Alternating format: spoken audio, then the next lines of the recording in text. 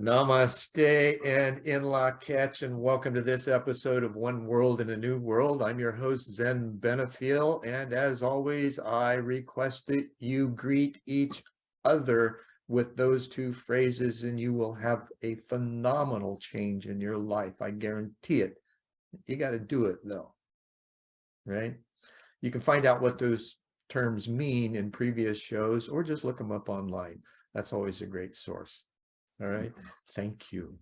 Now, this week's guest is Gina Lobito, Lobito, yes. And she is a body worker, a life coach, and an author. She is the principal of Soul-Inspired Reflections as a transformational coach, an energy intuitive facilitator, and an author. She's also a radio host and a featured contributor on Biz Catalyst 360. Her show is called her show is on the Transformation Talk Radio Network. And she's also a guest blogger on all things wellness. Gina, welcome to the show. Thank you, Zen. Happy to be here. And namaste to you. I'm not familiar with the second term you used. So I can fill you in real quick. Yeah, please do. It's Mayan, actually. The full term is in-law catch ala ken. And okay. The in-law catch means I am another you. Beautiful. It is. And hence why I have in parentheses, I am, we are, right? Yeah. That's the essence of what reality contains for us. We just need to get to the place where we recognize it. Absolutely. So we're going to talk about that.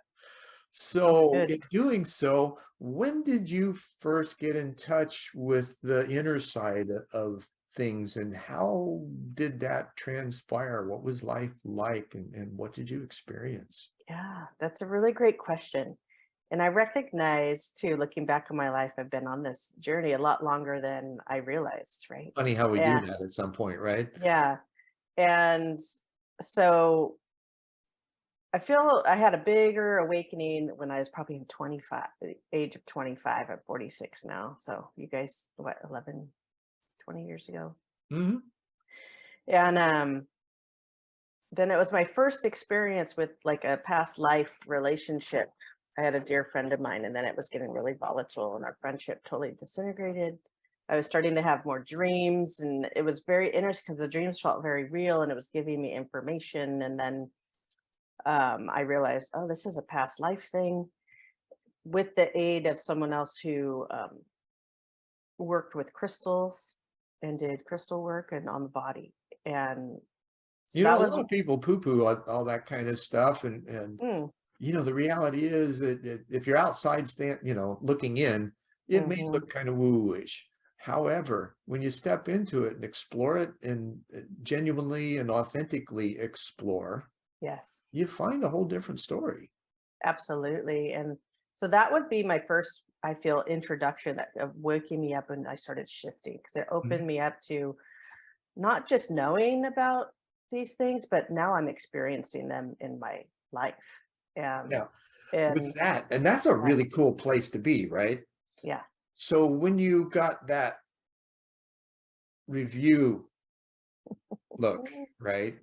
Yeah. How did you find that to be, and what were the kinds of things that, looking back in your life, that you saw that, oh, that too? Oh, right? Yeah. I found that experience to be extremely tumultuous and challenging because I was having a heart awakening, a love, like my love was expanding, and I didn't understand what I was going through at the time. Right. Because it was excruciatingly fun. It's fun and exciting, and can be painful too. Right.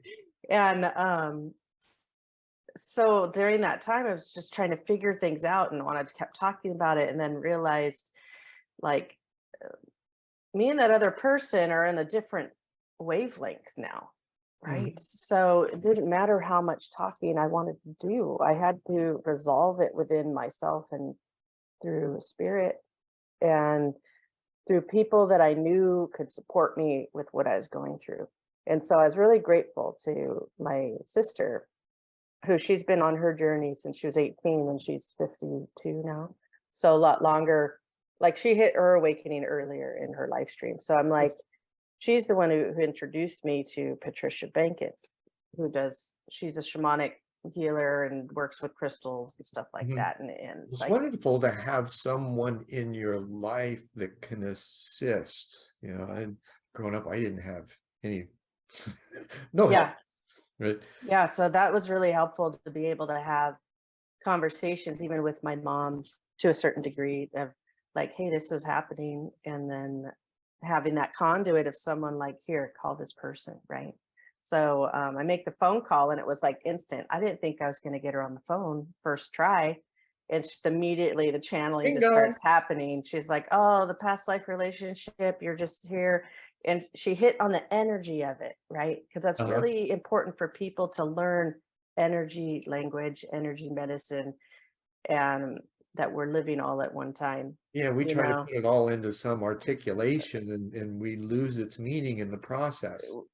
Right. And so she's like, oh, this is the energy of your past life coming through. You guys were around the same age. And in that other life, I had been responsible for her death.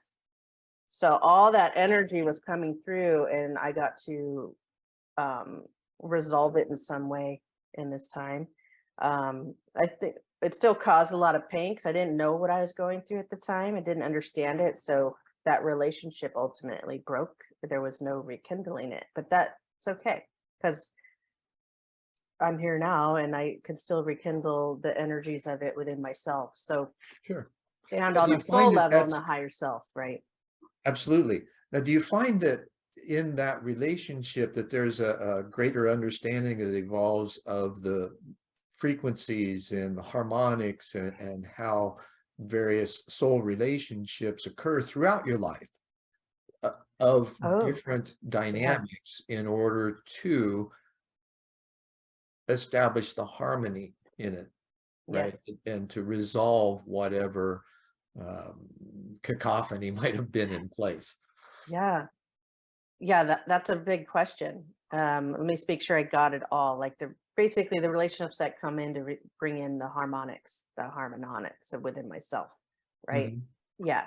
I think that's important for people to really get clear. Like every look at it when I begin to look at people as a soul, not just their human experience here. I have to be able to look at their multidimensionality as well as myself. And that has what switched for me in these later years. That's another word we can unpack. Yes, yeah. And to bring the harmonics within myself in higher frequencies, right? Because my body, our bodies, our souls, we're designed to receive higher levels of light and to hold that. So everything else gets pushed out of the way, or I'll We say like, choose. yeah, We choose to do that. we choose. We just don't always know it's happening. Yes. Like our mind is not caught up with our soul, right? Because our logic wants to get in the way. Well, So yeah, and we're linear, yeah, right? we're And linear. these kinds of things are non-linear and often non-local. So when Absolutely.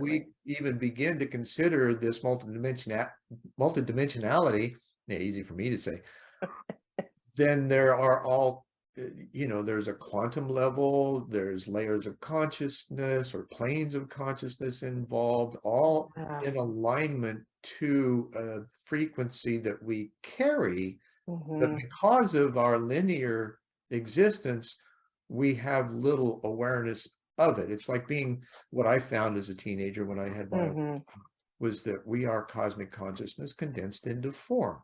Yeah.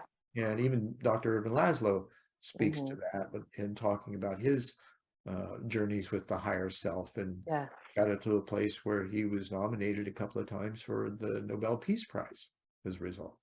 Beautiful. Unfortunately, he didn't get it, but however, he's 90 years People old. weren't ready yet. Yeah, well, he's had Yeah. a huge impact on the Yeah. quantum systems thinking world as a Mhm. result. Which is beautiful because that's where we're heading collectively and individually, We got and being science to able back it up to. now. Yeah, I remember having a client one time and he was saying something about neuroscience and I was laying crystals on him, which was new to him. And I'm like, yeah, it's nice that science is catching up now. And he's like, what? These practices have been part of us from the beginning.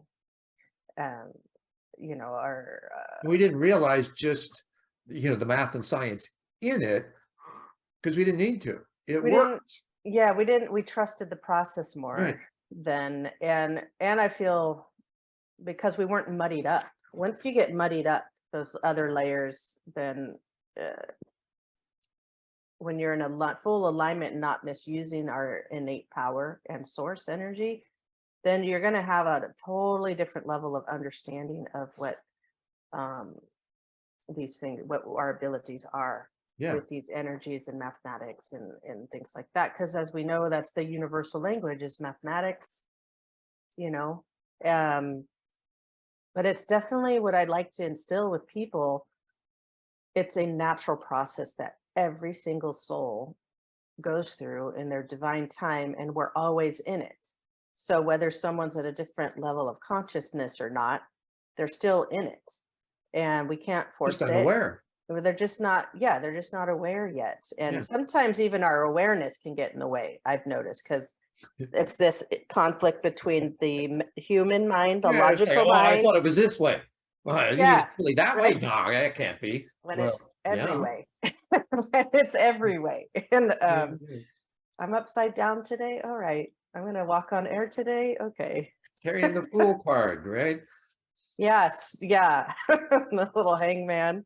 Right. Um, For the hangman. Yeah, exactly. yeah. It's a very organic process, this ascension of the soul and return to our inner light that is always there. I was reading, I don't know if you're familiar with Lee Harris He's energy. familiar. Yeah, and he just channeled a book and released it called Conversations with the Z's. And oh gosh, I lost the thought. Anyway, it'll come back to me. Yeah, something Um, about communicating. right.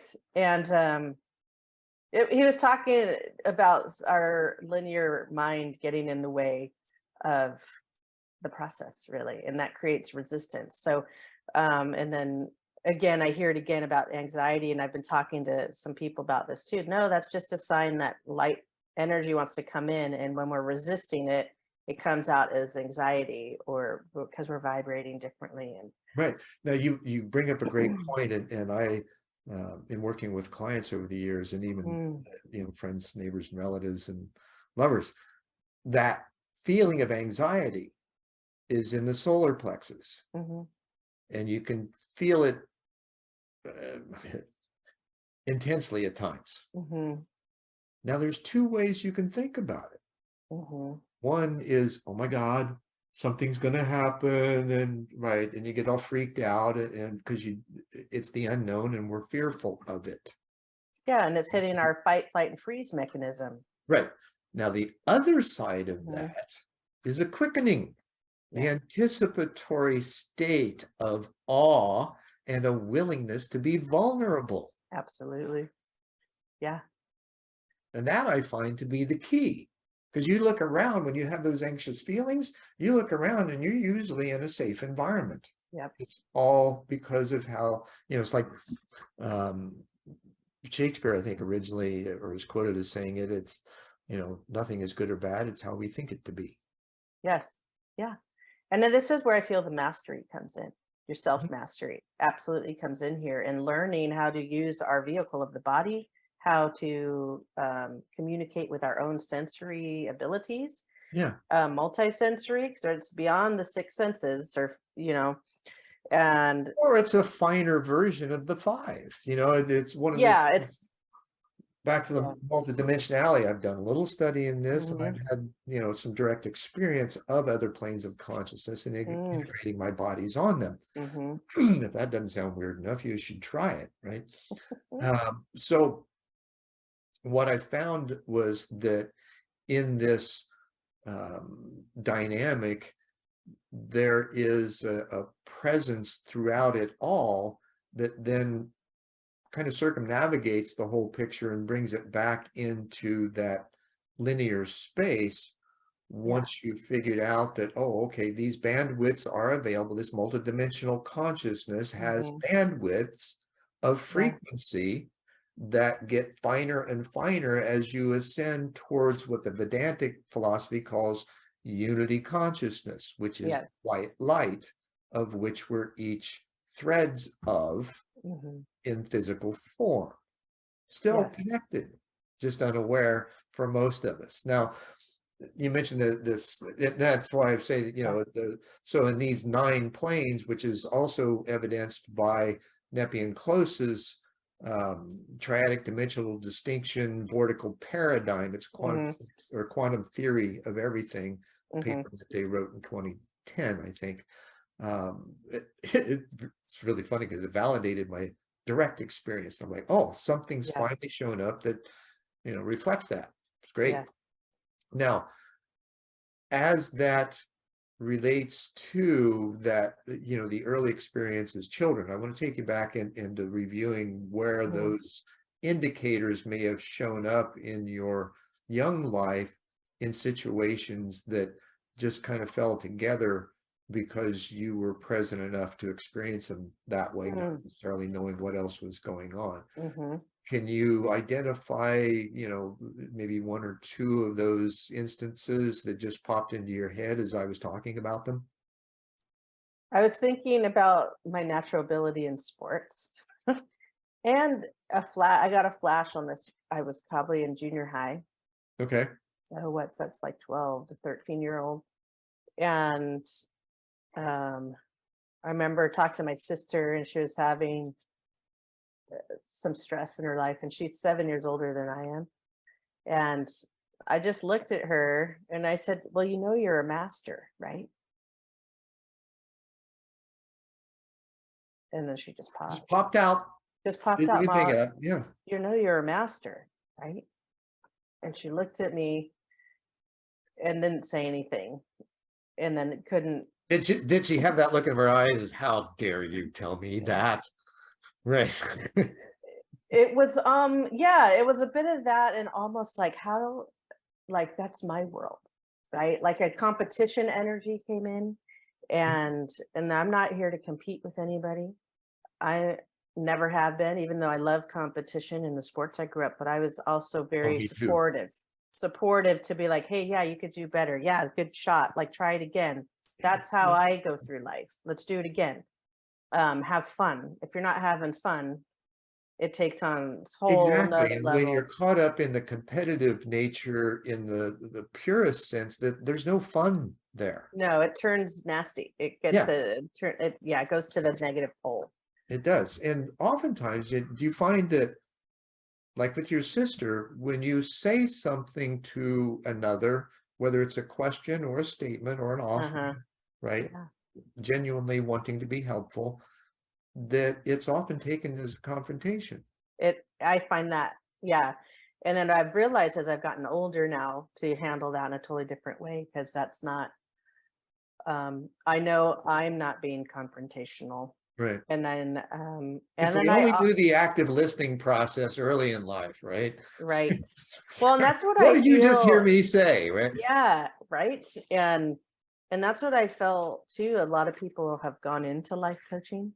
And then I remember talking to them, I'm all, this is why. And someone's like, what? I'm all, they're learning their skill set. It's a way to learn our skill set of deeper listening. Really, the deeper listening.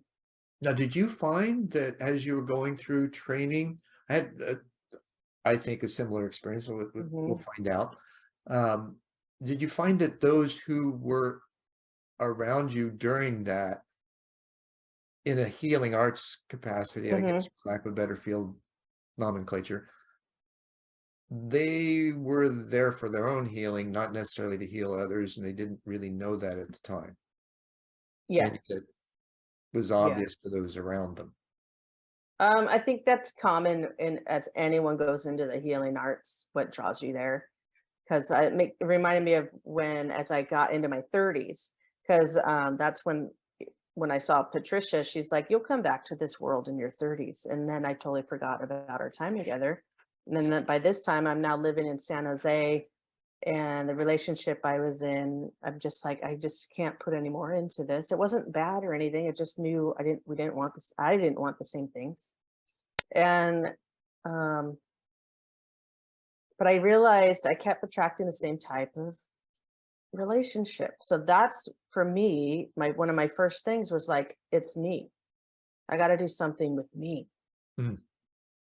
And then once I'd made that choice and I went to some retreat in Calistoga area, or I can't even remember the name of the city, but out that way in Northern California. And I figured it can't hurt me. I can go. If I don't like it here, I can leave. But it was very cathartic and had a lot of openings of release too, and mending my own relationships with like my parents and other And a people lot of in my tears, life. I'm A sure. lot of tears and a lot of laughter too. Yeah. Well, it's interesting, Mhm. relating to that point, right? In this transformation process, when we get to that place of opening, the tears are somewhat grief related and yet more freeing of, Yeah. just feeling the embrace of being loved and of loving and acquiescing to that. And that often brings up, Yeah. some very emotive processes and a Absolutely. flood of tears Yeah. So I would and the say joy. yeah, and the joy. So I would say that experience for me was I knew I was going there for me. And I was very much aware that other people weren't necessarily going there for themselves. Mhm. And, so that's important as any of you listening and opening up and going into retreat work and stuff. It's really important. I find I'll just share my experience. You'll have your own, have healthy, mindful boundaries because other people try to insert themselves into knowing what's best for you. And that's not why you're there. Remember why you're there. And so that's how I went in. I knew why I was there. And I've always been very aware of my surroundings and energetically, and before I knew the language of it, the intuitive piece, and we're all very intuitive. And so I knew and was witnessing certain things, and I'm like, no, no, just made sure I kept my boundaries clear and energy field as clear as possible and remembered why I was there. Um, as I moved forward in my life, I started attending drum circles. And Rhythm. that, yeah, getting into the sound healing and rhythm, and then realizing, wow, I didn't realize how much I learned about the four directions and the elements and working with spirits until when I furthered my studies in shamanism, and when I did a course out in Santa Fe. Mhm. Um, and I'm like, oh my God, I've been preparing for all this. This is like 2 years of going to drum circle was so powerful. And that's where I started going, I'm here for me and the circle and those that it helps. It's this evolution that learning how to hold such a beautiful sacred space Right. and Yeah, to we see the observe. evolution. I Hmm. I find, yes, it feels like an evolution, and Hmm. yet it's based on indigenous philosophies Hmm. that have been buried, like the Vedantic Oh, yeah. I meant philosophy. more my internal evolution. Yeah. But yes, yeah, it's based on all of our ancestry. Uh, anyway, finish your Well, thought. it still Yeah. happens at that internal level, Yes. and we don't, we acquiesce to that because it's natural, it's native, it's intuitive, it's inborn. It Yeah. it emerges from the depths of our being, which is where the indigenous philosophy had remained, right? Yes. They have this, I think it's a really cool setup, right? Three brains, right? Hmm. Not quite the octopus level, right, of nine, but we've got Hmm. three.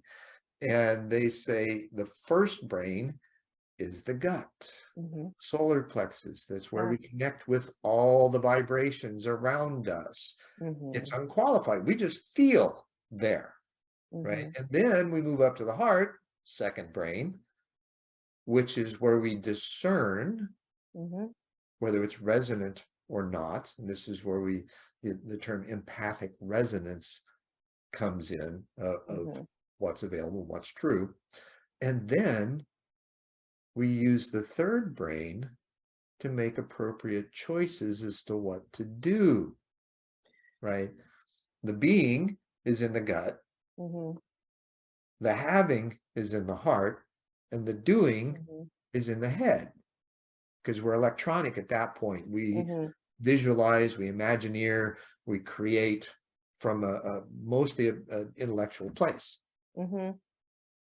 Yeah, and then bringing into the illumined place of operating, right? Because we'll have the gut, we'll have the heart, and we got to get through the emotions that come with these things because that can interfere with the true the the deeper truth that comes in through the Yeah. And heart. that's where the mental discipline comes in. Yeah, and then there's that piece too where we have to bring in the illumined truth through our higher self, through source, right? Because that's where these things can be very complicated to discern, right? And this is At where first, absolutely. at first, because now, like I know for me, it's like really fast now, within seconds, and and if I'm having something bigger feel bigger in my life, it takes a little longer, but it's still within moments. And all of you out there can build to that. I have no doubt. And if you're listening to this, you may already be there, It's possible for anyone. all of us. And We have to make the choice. yeah, and so these circuitries working back and forth, that communication piece is really, I love operating and living life through that because it's just, my life is easier. I making my choices. This is where I feel the choices where I tell people, you guys got to keep your heart open. And they're like, what does that mean? Right. And listen to what's happening in your body. And it's, so I have to reel myself back a little bit and go, where are you in your body? Where do you feel it? Right. What feels better as you make this choice, lighter or heavier? Do you feel any resistance in your throat or anything? Right. And that's what a lot of part of my work does, or I support people be in their body while we're all going higher and receiving more information, and just like, where am I? Let me Where am ask you I? this, so that seems to be, if like you're describing, Hmm. the process of cosmic consciousness condensing into form, Yeah. right? And then becoming aware of it, Hmm. as a result, then learning how to ascend back into that full consciousness Hmm. in Yeah. physical form, which means we are at that point co-creators. Yes. Yeah.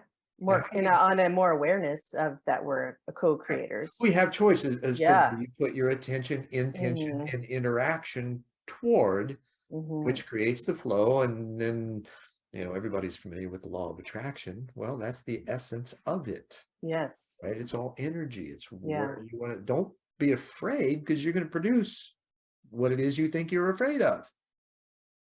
Right. Yeah. Because anything, our thoughts are so powerful, right? And then it's all going to be in accordance with how we think, say, and do, right? And then all that, when that lines up, that's exactly what you're going to get back. Right. And you'll feel the equivalent of your choices, right? That ripple. Now, do you feel, I'm going to jump off the cliff with this one, do you feel that this, let's say, mass experience, because there's many people having it now, Yeah. especially coming out of COVID and having gone inside with the sequestration, right? Because the only place you can go is inside, or get Hmm. lost in the TV. However, there was a lot of folks that went Yeah. inside and started reflecting on who they are, what they're about, what they want to do, what's Yeah. best for them, and things like that, and take a much more critical questioning and view of it. Now, do you see that kind of perpetuating this emergence of consciousness and cooperation, collaboration into a Mm. kind of real new world order? Yeah. I feel it can I know that perpetuate term's moving offensive to a toward lot of a people. new. Yeah, I just don't want to get hooked up on like, our words have limitations. So Absolutely. I'm not hooked up on world Well, order. good. I know exactly what you mean. We're moving into a new way of living, a new It's era of harmony among living. people and And planet is what it equates to. yeah, and it's not this hostile takeover, new order. And like, no, this is, Well, we're that's coming that's a collectively facade on together. the new, or on the old world order, right? We can Yeah. hopefully COVID has allowed us to at least have the opportunity to see through it. I feel it has for many people, as you say, this mass awakening. And because of what you said too, of what people had to experience going inward and to really take a good look at their life and themselves. And I feel one of the most common things people can relate to that don't necessarily speak this language that we're talking about right now, but they're attracted to it, is the workforce. So many people, that old workforce, 9 to 5, I have to be in the office. I got to get micromanaged. And no one likes to be micromanaged.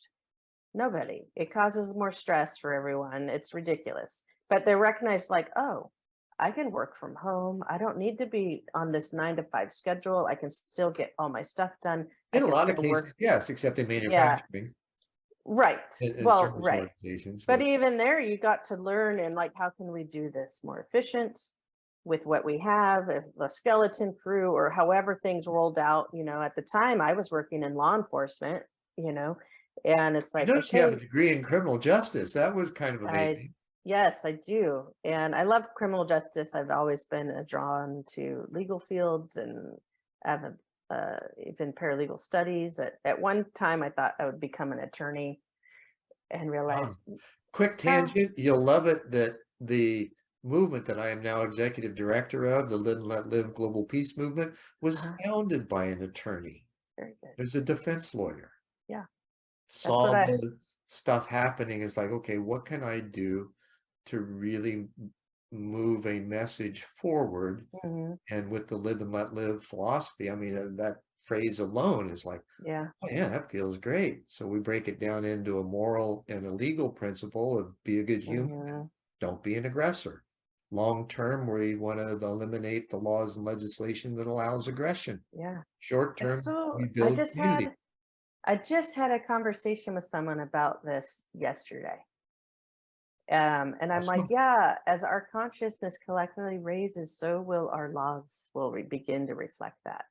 And we're And yet, seeing that those are tear the things down. that we will need to have to address. And most people see the political system right now as just being so messy that they don't want to Well, engage it. because it's breaking down. Yeah. Like it's evolving, right? And so, right, so it's going to get messy. It's like rebuilding your house. Like this is a full demolition that we're going through on the planet.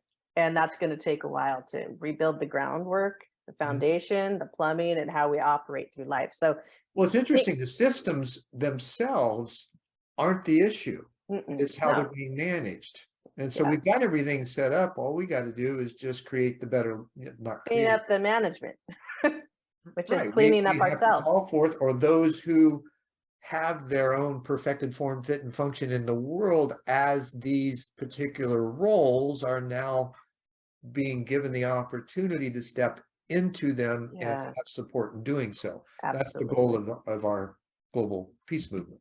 Yeah, that's a lovely goal. And I've no doubt it will be successful, and it already is. It's going to take some time, however. Yeah. And that's all right. You can't, Yeah. we got to have it.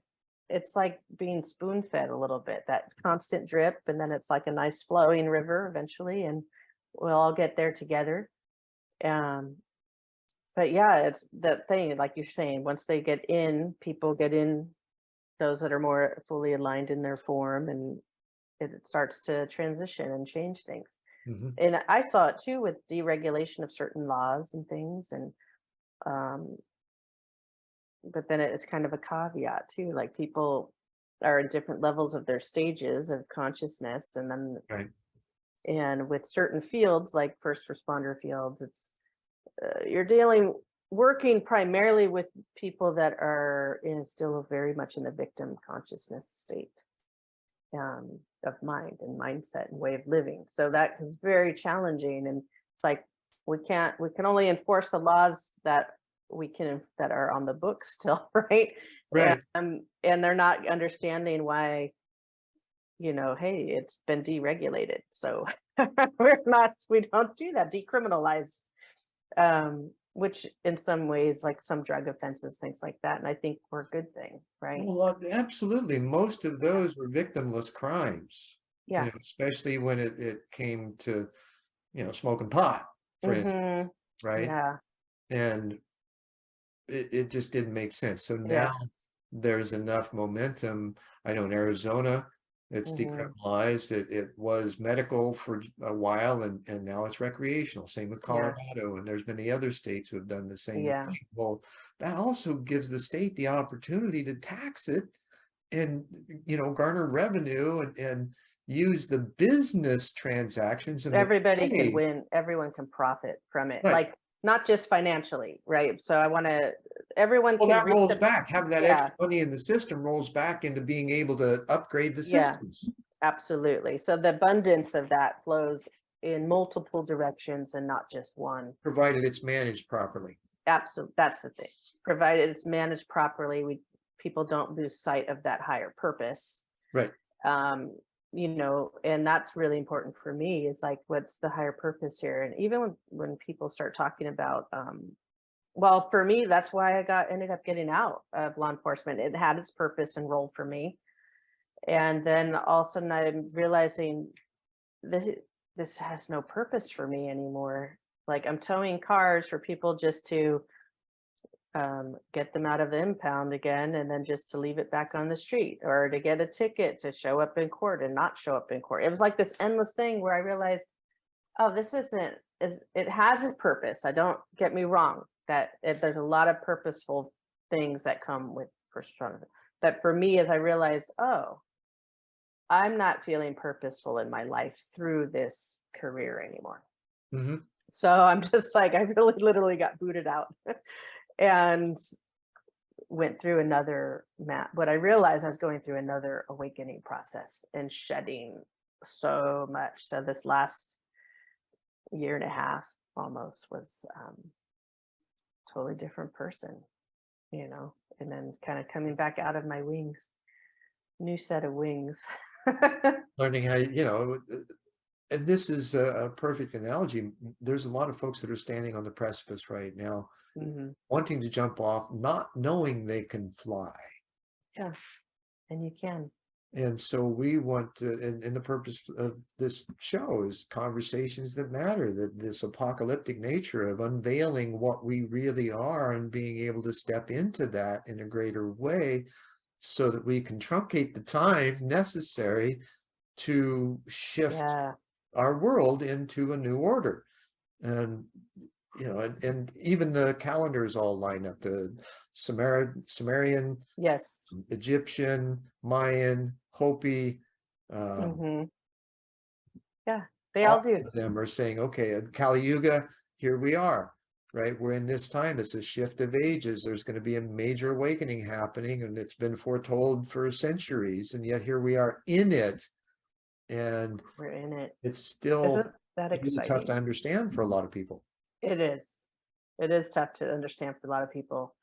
But I find it so exciting.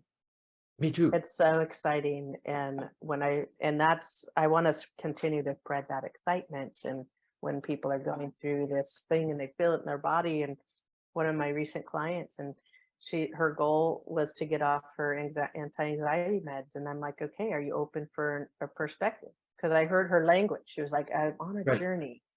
And I'm like, not everyone speaks, I'm on a journey. So I'm like, okay, she's We don't realize how recognizing she's on her speaking is path. spell casting. Yeah.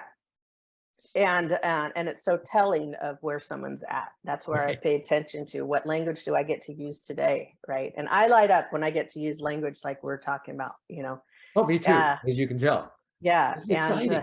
it is exciting. And I'm like, are you open to an additional perspective of what you're going through? And she said, yeah, I want you to celebrate it. She's like, what? And her whole face was like, what? I've never Huh? heard that before. I'm all, yeah, celebrate your anxiety, that you're feeling that. And then I explained to her why. And then she's like, oh, yeah, that feels right. That feels resonant. I'm okay, good. Yeah, shifts it from the fear to the anticipation. Yeah. And just allow yourself, when you feel it, because I don't know how intense you're feeling it and things like that. Pull wherever you are, pull your car over, remove yourself from wherever you're at, or just sit down. Just sit down as soon as you acknowledge it, and then celebrate it and go, okay, body, do your thing. Yeah. Let it out. And then it may last however it's going to last. and then go on about your day. And then it may happen again, but eventually when you celebrate that and let the light in, it's happening for you. It'll start to minimize. Absolutely. I had And learned a technique as a teenager. I'm sorry that I'll get the and in just yeah. a moment, right? Yes, and um, as a teenager, I found myself in a really anxious state. And in such a state, I found myself putting my fingertips together Ooh, and I started mood feeling my job. heartbeat in them.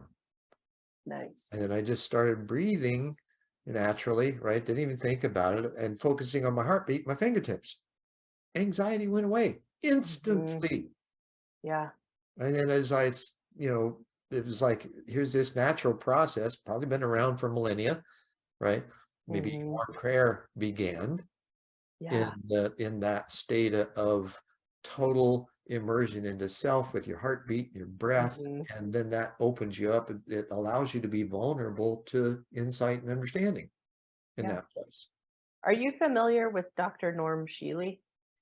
He works with Carolyn Mace a lot with energy medicine and intuitive. No, honestly, I was heavy into the metaphysical world and that kind of work in the 90s and early aughts, Mm. and then I Hmm. went into um,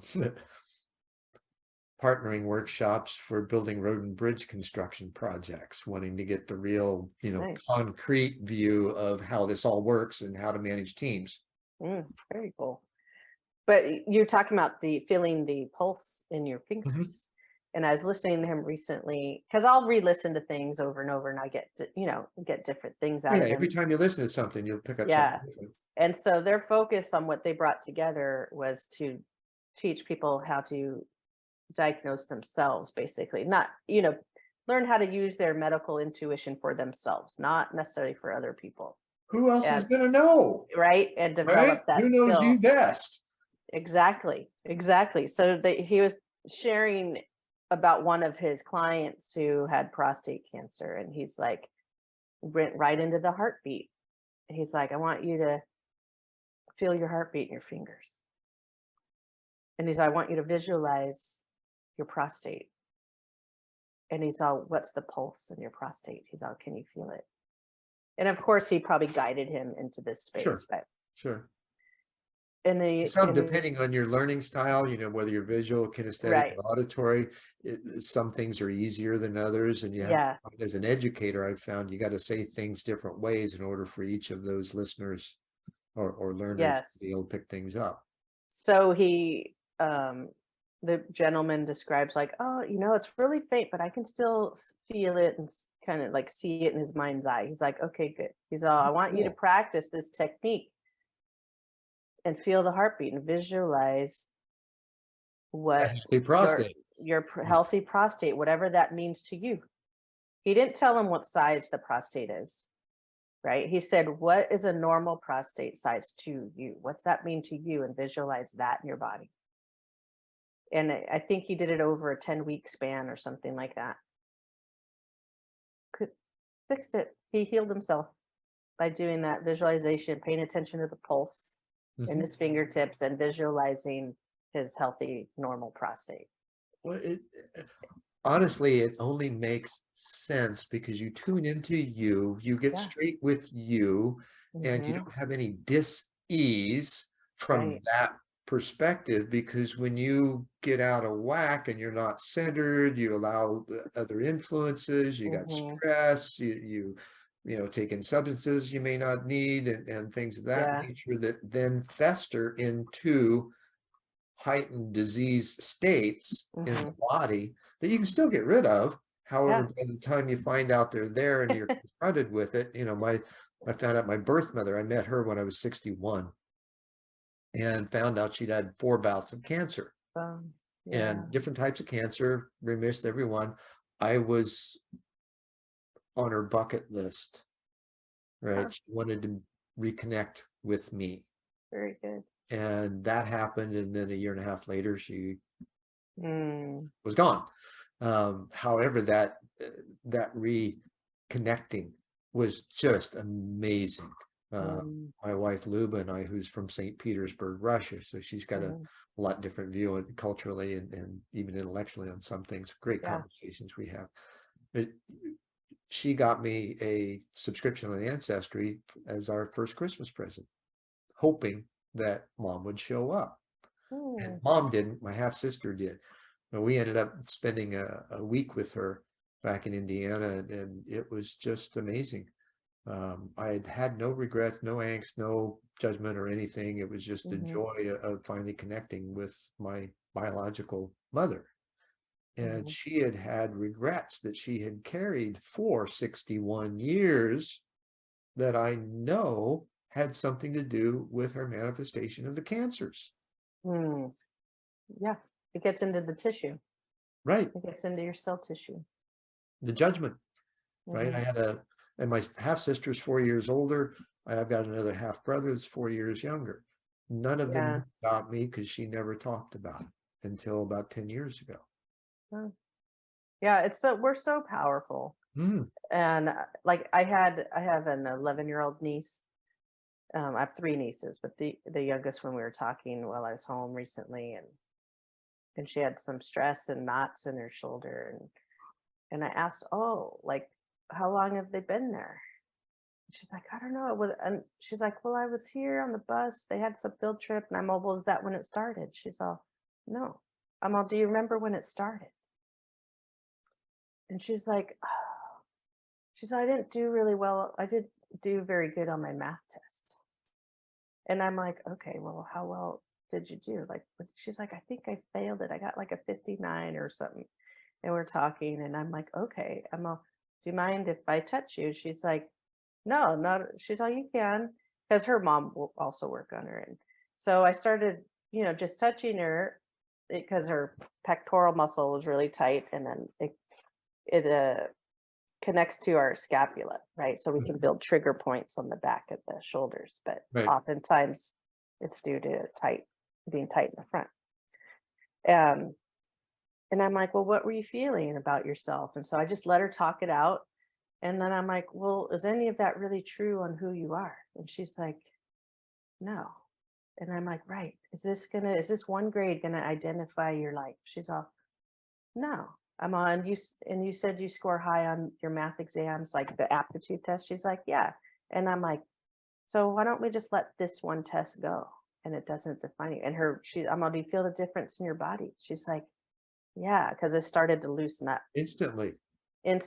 So this is how powerful we are when we communicate to ourselves what we're saying to ourselves, and the stress that we keep in our body and release from it. It can happen just that fast. And usually because of how, I'll just put it this way, because of codependence.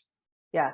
Right? We believe that what others think about us is more important than what we think about ourselves. Yeah. So it's that's one of the best things I think I love, that I've really, really let go of that codependent piece. There every now and then it pops up, but then I'm like, whoop, I'm like, no. Well, we want to please others. Yeah. Right? We want to be who others would like us to be.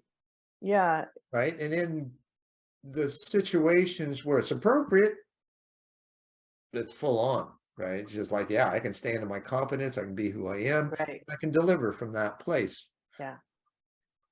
And yet, how often are we caught up in the prescriptive notations, if you will, of the duties and responsibilities that we have in the workplace, right? So we see that as being, that's who we are.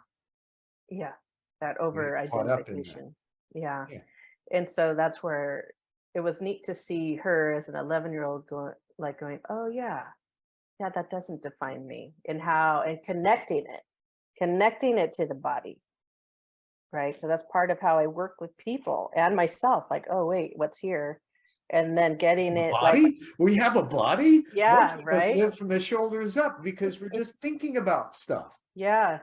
So and yet that full embodiment is really what our, if I could call it this, purpose is. Yes, because it'll enable us to continue to do that purpose of whatever we're meant to do on a soul level. Like for me, I very much know I'm part of this ascension of the planet, Sure. and and it's showing up through the body work and coaching that I do with people. Um, and to ground, like it's very much here's we're grounding this energy in so the planet can ascend, so the universe can ascend and move into its higher states of consciousness that it's meant to. Right. It's like the ultimate toric field, right? Yes, yeah, yeah. It was just pretty cool. That excites me as I see people opening up and grow, and kind of made me think about what we were talking about earlier, like why am I still here in San Jose, right? And you were talking about that intellect, right? Okay, let's ground that intellect in. Let's ground it. So then we can be with more purpose with what is coming through and being contributed to the planet and to people and just way of living, Mhm. right?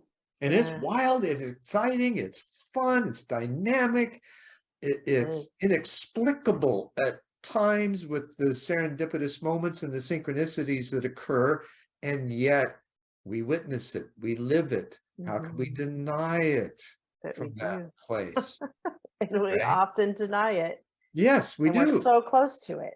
right? That's Because the we don't, kicker. yeah, there's the connection of the explanation. Mm, Right? The how yeah. does this happen? Well, there's a certain place where it just does. And you get comfortable with it. You have this is where faith enters in. You practice something long enough, you just know it works, right? Yeah. Like an athlete. You and I grew up as athletes Yeah. and among other things. And in Hmm. participating in the sports, you learn the disciplines, the practices, the techniques. And then when you're in the throes of it, you're immersed. There's no Yes. thought, there's nothing, there's just you and what they call the gamma zone, Yes. right? Yeah. Yeah. And it's a great example. And I use that all the time with people. Um, because you can have all the training in the world, but when you're not applying it, it doesn't matter. Like if you're not, you can read and read, but if you're not doing it and being it. And I remember I had a coach one time and it's like, okay, the game's going to start, and just all the stuff we've been doing, just let it go. Just let it go. Because it's already in your muscle memory. It's Mhm. already inside you. And that's where the magic happens. Like you said, you get in this gamma place. And there's those athletes in the world that you can never explain how they do what they do. Right. So there's like the Michael Jordans or Yeah. the Currys, right? They could do whatever they want with that ball anywhere on the court. I was like that with soccer and softball, with sports. And it's just like, I didn't know how I was doing what I was doing. And then I heard this one statement one time. And it was, I forget what book I was reading. So I read it and heard it in my head, and they said it was something about Amma. That's when Amma shows. And they were referencing a dancer who leaped off the dance floor as high as he could.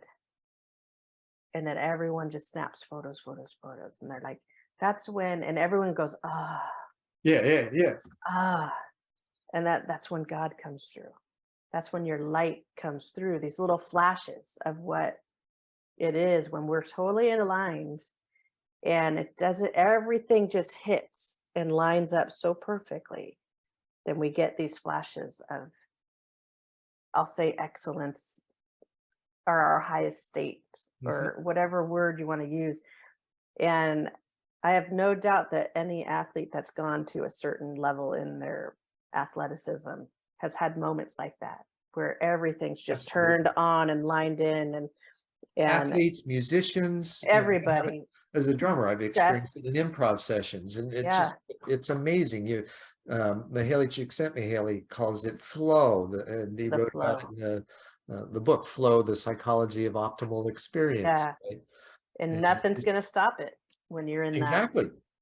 When When you're, you release to it and engage it fully. Now, looking at that, how do you see this new wave of understanding, if you will, beginning to permeate the outer world and some of the changes that you've noticed and what you perceive may be on its way.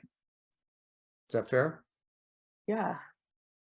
I gotta break that down because there's like 3 questions in one. I tend to do that. Why have one when you have 3, right? Right? I do the same thing. Not just Conceive way. the challenge is being able to follow and deliver answers, right? I'm gonna take a moment here because I want to wait for the words to come out. Sure.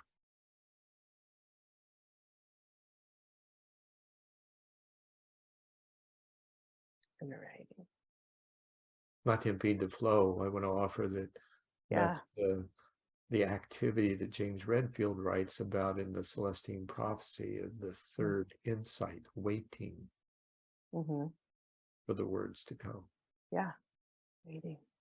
It's so powerful to just wait in that moment of stillness because so much happens in that. Right. Yeah. And I'm kind of drawing that people can't really see that on camera, but it's a cycle. We're in a cycle, a next level, so if you will, of a cycle to learning to be in flow, and what that feels like, because it has different paces, right? Sometimes you accelerate, sometimes you slow down, sometimes you just go to sleep and take a rest. Sometimes you're sitting on the bench, not in the game, right? Because you need to take a break. And yeah, I just keep hearing it's a cycle. So to be in the cycle of flow, you have to understand how it flows. What are the mechanisms to that? And we've talked about some of them, and we just brought up stillness and that waiting, right? Waiting. And I'm going to ask you not to interject right now because I don't know what's going to come out of my mouth, or just be mindful, like you'll know. Sure. So, and the mechanisms to that. So understanding the body, right? The body, your intuition, because this is where I come to this. My show is called A Humble Awakening of the Heart, right? So the heart, okay, because I feel the humbleness is really huge, meaning our ego is taking a different role, right? Because we need our ego to move through the world, but it's taking a You go different from role. ego to we go. Yeah. And so this is where this process to me, as people become more and more humble in this experience, it'll interject into the flow, because that too is part of the mechanism, our humbleness and And you'll know you're in process when you feel Mhm. that sense of humility. You'll If feel you're, it. yeah, if you're still Yeah, confident and projective, not quite there yet. right. And you'll feel it throughout the body, but you'll feel it in the depths of your heart. Mhm. Okay, because then we're going to start to bring in our higher self, and this is all happening at the same time. The higher self will come down in through the crown, but also out through the heart, and because all that system is connected, right? And we can see it in our physicality within the nervous system. So the nervous system is also designed, it's one of the first things. I think it's designed at 3 weeks we start to see it, or is it 9 weeks? I know But somewhere, it's 21 days to change a habit, so maybe that's congruent with the same kind of pattern. yeah, so it's actually developed in utero before the heart is even developed. Oh, So oh, I'll so sit, that means that takes it yeah. really So back to the basics, doesn't it? yeah, so knowing that all that our energetic system is already designed. So there's where we have our, you're talking about the brain, the heart, and the gut. All those neurons, and forgive me for lack of the proper words, but you guys will know what I'm talking about, or you could read about it on your own. Our communication system is lined in us already in an embryonic state before the heart is It's even built in beating. So from the beginning. this is where, as we are all, and what are people talking about now? Nervous system, nervous system, nervous system. So back to No, we're flow, not nervous. not I nervous. wonder if that term, just by its use, right? Because when you hear the word nervous, you're full of anxiety. Yeah. We're communication. Yeah, Now our I'm kind of, have you communication. ever looked up what nerve even means? Like, what's the root? Like, where's it? Like, It's one of them I haven't. How about you? I haven't until right now. I'm like, can we do that real quick? Oh, I'm sure we probably could, right? Like, what's kind of the root of Uh, nerve? Because I keep hearing it's the cycle of communication. And so we're learning how to communicate and rewire ourselves. So how this shows up in reality in our physical world, we're beginning to create that now as individuals and as groups. And as you are a team leader of light there, Zen, you're seeing it within your groups too. But for some reason, I'm really curious right now, like what is the root of the nerve, like the word nerve, the etymology of nerve? well, instead of for viewers too, if you're looking things up, and I encourage you to do so, if you're looking up definition, that's one thing. What we're looking for is the etymology of the word, and it Yes. comes from the Latin nervus, which means neuron. Yeah. So it's a transmitter. Transmitter. Thank you. That's for transmitter. We are remembering that we are transmitters. So that's how it's showing up in our physical body. Well, I would take it right because it's always a two-way flow. So that would Yes. make us transceivers. Yes. Yeah. So we receive and transmit, receive and transmit. And we're Gotcha. learning how to be transformers. So that's how I started looking at my body too. It's like I'm a transformer. I'm receiving and transmitting information. And I'm harnessing energy directly from source. As above, so below. It's not one directional. And then I can put it out 360 degrees into Right. the infinite world. Well, one of Space. the things I saw or was shown, experienced as a team when I questioned truth, and I was willing to die for it, I ended up being surrounded, going through the light and into an indigo background, then being surrounded by points of light. Mm, And those points, before I even got the question and formulated, right? yeah. What are they? I knew that they were points of consciousness, whether in body or not, I wasn't sure because I knew I wasn't at the time. Mm-hmm. And yet those Oh, points of light are spheres. Well, what is our planet? It's a sphere. What do we all have? Electromagnetic fields. yes. How do those interact? Quite eloquently when we let them. Yeah, they can. Well, this is where, do you familiar with the Merkabah? I take Oh, it. yes. Yeah. So, and the more we're evolving too, that will become more sphere as a too, because we're oscillating so quickly. Sure, it And turns so, from a sphere and then it turns into a plane, actually. yes. Yeah. Cool. And it can be used as a craft to Yes. travel, or it can be used to initiate It, something yeah. wonderful. It has so many purposes. Yeah. Yeah. Which is really cool. And that comes from the star tetrahedron, which is an Yes. example of the two-dimensional. Star tetrahedron is a three-dimensional version of the two-dimensional Star of David, Yes. and or hexagram. And so and they rotate in opposite directions Right. energetically. And so by the super speed spinning, Mm-hmm. then they create this magnificent experience and being Mm-hmm. inside of it. You can, and there's all kinds of different things that you can Yeah. experience within. Well, you can actually, and also use it for healing as well. And because Sure. every single cell has a Merkabah around it. So yeah, Fractals everywhere. fractals everywhere. Yeah. So anyhow, it's really powerful thing. And then the more we're in harmony with those masculine and feminine energies that are within us and the Merkabah, Mhm. it becomes more and more sphere like. Well, it becomes more sphere. And as you're describing the plane and all that stuff, Right. and And now you People, understand even more why I use the pronouns I am and we are, mhm, right? Because that's how we connect with this wonderful mhm, field of living yes, yeah, that we're in. Now, let me ask you this. We're kind of gaining on the close.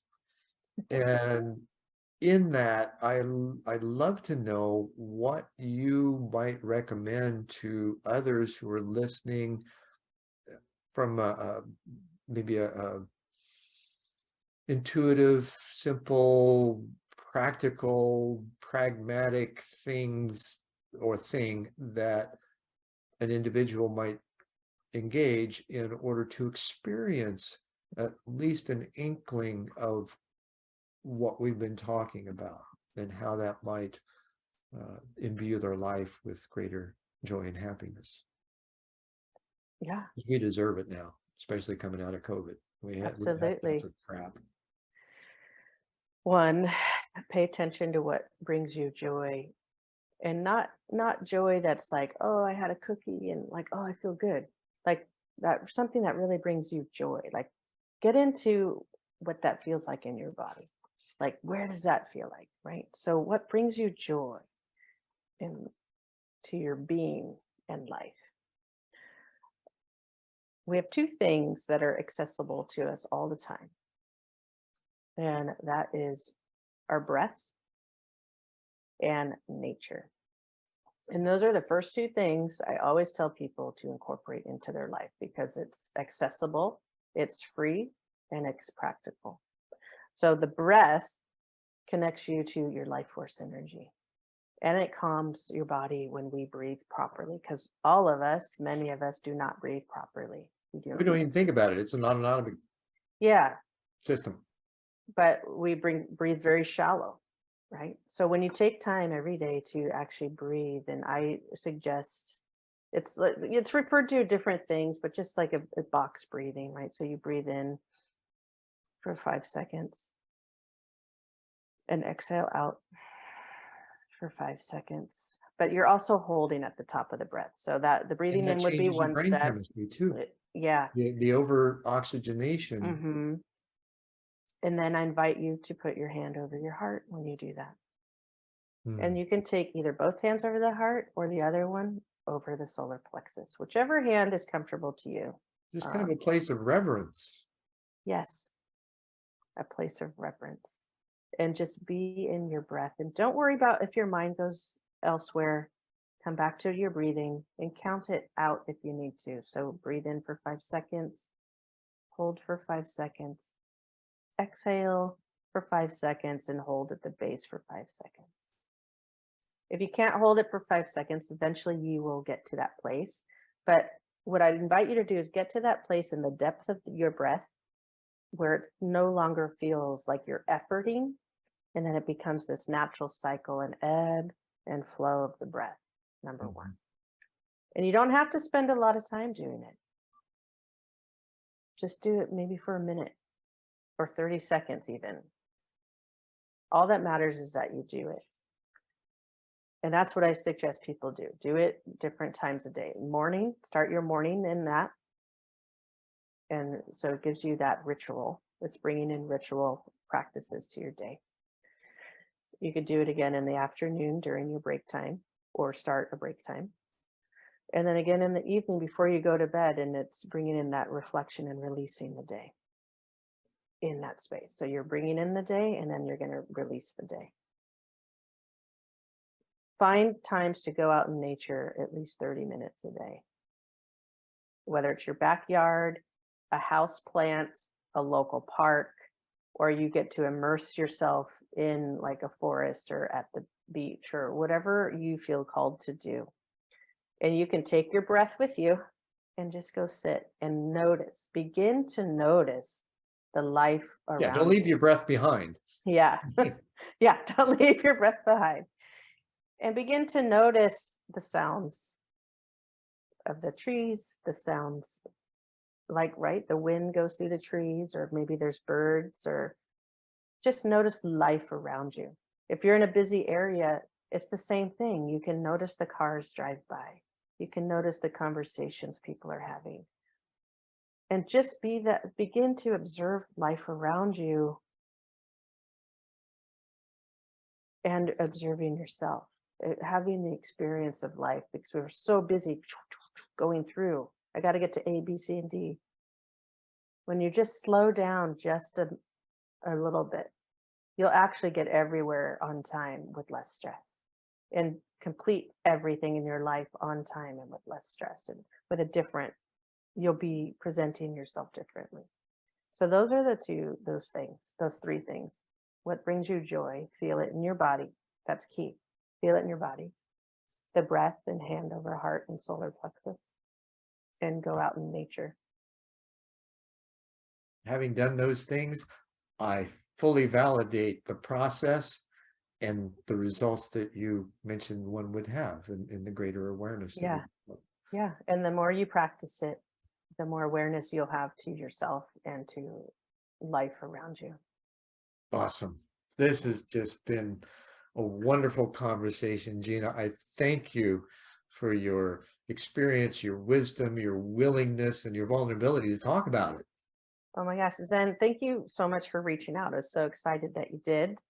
And so excited I reached back out to you, said, hey, I'm ready to be on your show and It's all an talk. experiment. And You never know, right? yeah, It's and I like, look forward to I don't know. coming. Let's try it and find out. Yeah, and I look forward to coming on again in a later time and talk about more stuff. And I think that might be possible in a different framework. And absolutely. I look forward to that.